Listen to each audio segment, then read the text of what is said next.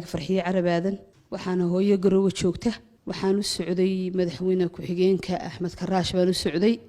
madaxweynihiina meel allaala meelaan u maro waan waayay hooyo farxiye carab aadan shuuriye waa hooyo ku sugan garowe waxaa ka xanuunsan gabar yar oo ku dhacay xanuunka neerfaha farxiye carab waxay ka timid Hargeysa waxayna garowe u timid sidii madaxweyne ku-xigeenka Puntland uga caawin lahaa daaweynta gabadha ka xanuunsan laakiin ay weyday meel ay u marto madaxweyne Axmed Karaash waxay sheegtay in xaalkeedu adag yahay oo lagu yeeshay lacagtii hoteelka intii ay joogtay magaalada Garowe hooyo farxiye carab aadan shuuriye ayaa dadweynaha Soomaaliyeed ka codsatay inay u soo gurmadaan magacayga farxiye carab aadan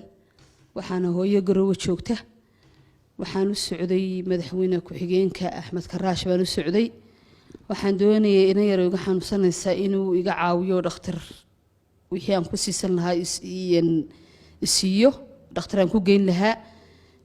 madaxweynihiina meel allaala meelaan u maro waan waayay arrinkaas wuu igu adkaaday marka waxaan idinka codsanayaa ummadda islaamka ee meel kasta joogta in inantaa yar ay xanuunsanaysa iyo xaaladeedii anagoo qariiba magaaladii joogna oo aanan waxbaba aanan micnihii sidaa rabay ayna u dhicin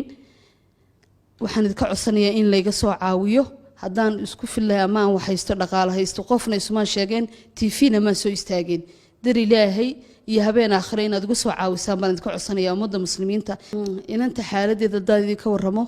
waxaa haya xanuunka leeda neerfaha ee suuxdinta ah saacad bay iga dhacaysaa dhowr dhakhtar aan u geeyay kiniino loo qoray daaweyn loo qoray daawadu waxba way micnihii ilaahay baan weli ku daweyn dawadeedii weli lama helin in ay tahay inan yar oo quraanka iyo waxbarashada jeclayd quraankii ilaahay ay ka hadhay xanuunna ka reebay